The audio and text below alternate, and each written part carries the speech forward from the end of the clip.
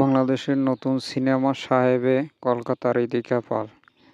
বাংলাদেশ সিনেমায় অভিনয় করে পরিচিত মুখে পরিণত হয়েছে পশ্চিমবঙ্গের অভিনেত্রী ইদিকা পাল।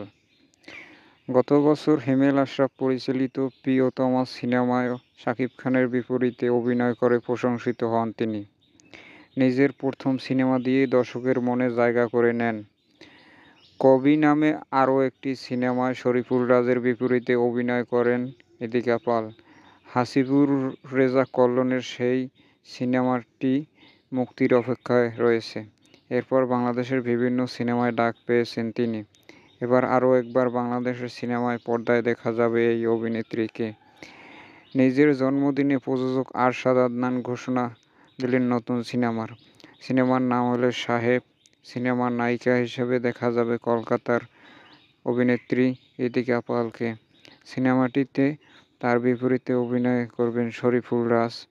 সিনেমাটির পরিচালনা করবেন সাইফ চন্দন এবং অ্যাডভাইজার হিসেবে থাকবেন হিমেল আশরাফ। সবকিছু ঠিকঠাক থাকলে আগামী বছর ঈদুল ফিতরে মুক্তি পাবে সিনেমাটি। যদিও এর আগে প্রিয়তমা সিনেমার পর এই সিনেমায় ইদিকার বিপরীতে শাকিব খানের অভিনয় করার কথা ছিল।